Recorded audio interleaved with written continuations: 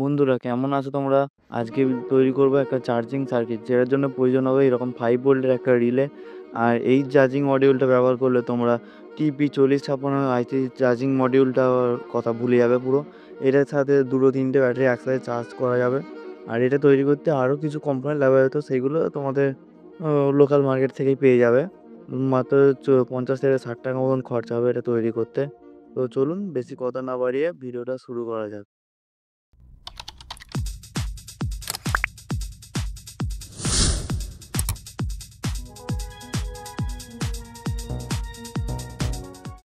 প্রথমে তোমাদেরকে বলেছিলাম যে আজকে একটা 5 ভোল্টের রিলে দিয়ে চার্জিং সার্কিট তৈরি করব, তাই এখানে 5 ভোল্টের একটা রিলে নিয়ে নিয়েছি।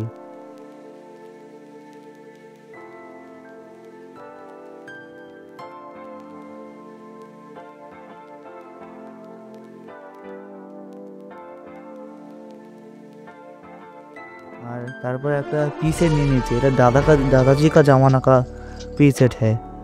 আর এখানে BC 547 ট্রানজিস্টার নিয়ে নিয়েছি, এখানে দুটো আইন 4000 ডায়োড। আর এবার রিলেটাতে একটুখানি গ্লু স্টিকের আটাটা দিয়ে এর সাথে লাগিয়ে নেবো, নাহলে বর্ডার সরে যায়, তাই সোল্ডিং করার একটু অসুবিধা হয়। তারপর একটা আইন 4000 ডায়োড নিয়ে রিলের যে কয়েল পিনটা আছে তার সাথে লাগিয়ে নেবো। তারপরে যে দুটো কয়েল পিনের মাঝখানে যে পয়েন্ট আছে ওই পয়েন্টটার সাথে, আর ডায়োডের যেদিকে সিলভার পয়েন্ট আছে তার সাথে এই 1K রেজিস্টারটা সোল্ডিং করে দেবো। আর এই সার্কিটটা তোমরা লাস্ট অবধি ভিডিওটা দেখবে, কারণ মজা আসবে ভিডিওটা দেখতে তোমাদেরও। তোমরা যদি গোটা ভিডিওটা ভালো করে দেখো তাহলে তোমরাও খুব সহজেই ওই সার্কিটটা বাড়িতে ভালোভাবে বানিয়ে নিতে পারবে। আর এটা তৈরি করতে তোমাদের আগেই বলেছি যে 40 থেকে 50 টাকা মতন খরচা হবে। এবার ট্রানজিস্টরের যে কালেক্টর পিনটা তার সাথে ডায়োডের যেদিকে সিলভার পয়েন্ট নেই, আর ওইখানের সাথে ওইটার সাথে সোল্ডিং করে দেবো। এবার সেই দাদাজি কা জামানা কা প্রিসেটটাকে নিয়ে মাঝখানে এই যেটা ট্রানজিস্টরের বেস পিনের সাথে আর এখানে যেদিকে 1K রেজিস্টারটা আছে ওর পয়েন্টের সাথে সোল্ডিং করে দেবো। দেখো এইরকম করেও তোমরা সোল্ডিং করে নেবে। তোমরা ভাবছো যে আমি কেন এই পিসেটটা ব্যবহার করছি, কারণ আমার মার্কেটে যাওয়া হয় না, তাই নতুন পিসেট কিছু কিনে আনা হয় না, তাই এটাই ব্যবহার করতে হচ্ছে। তোমাদের যদি ভিডিওগুলো ভালো লাগে তাহলে একটা লাইক দিয়ে অন্তত যাবে, এটা তোমাদের কাছে আমার বিনীত অনুরোধ রইল। তারপর সবুজ এলইডিটা নিয়ে তার প্লাস পয়েন্টটা রিলের সাথে সংযোগ করব, আর ওদিকেও তাই রেড এলইডিটার প্লাস পয়েন্টটা সংযোগ করব রিলের সাথে। তারপর যে সেই 220 ওহমের রেজিস্টারটা নিয়েছিলাম, এবার ওর যে দুটো মাইনাস পয়েন্ট রয়ে গেছে সেই দুটো মাইনাস পয়েন্টের সাথে সোল্ডার করে দেবো।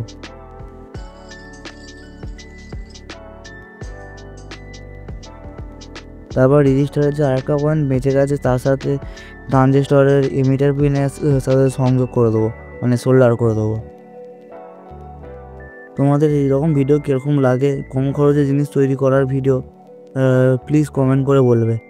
প্লিজ তোমরা তাড়াতাড়ি সাবস্ক্রাইব করে আমারও 400 সাবস্ক্রাইবার কমপ্লিট করে দাও। এবার এক্সট্রা পয়েন্টটা কাটার দিয়ে কেটে দিলাম, এই কাটারটাও নতুন কিনেছি, কেমন হয়েছে তোমরা প্লিজ কমেন্ট করে বলবে।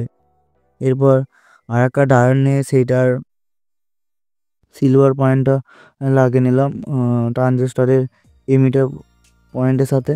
আর একটা যে প্রিসেটের যে আরেকটা পয়েন্ট আছে তার সাথেও ওইখানে লাগিয়ে নেবো একসাথেই। মোটামুটি আমাদের সার্কিট 90% করা কমপ্লিট হয়ে গেছে।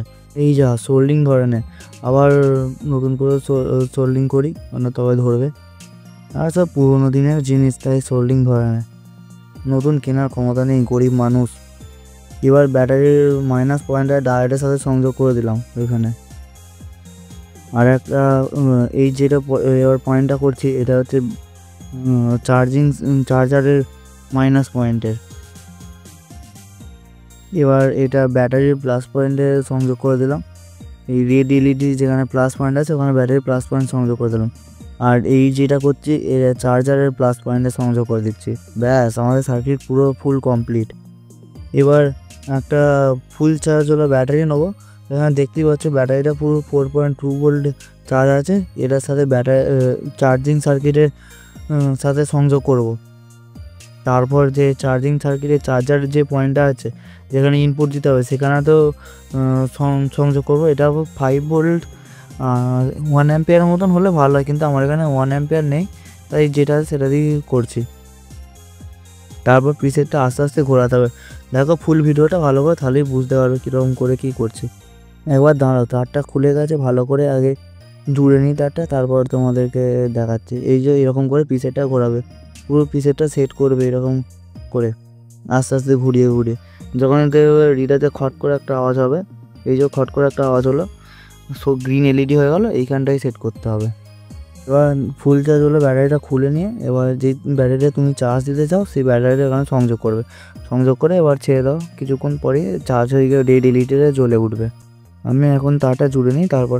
আর যদি তোমাদের এরকম ভিডিও ভালো লেগে থাকে তাহলে প্লিজ একটা অন্তত সাবস্ক্রাইব করে দিয়ে যাবে, আর লাইক করে দেবে।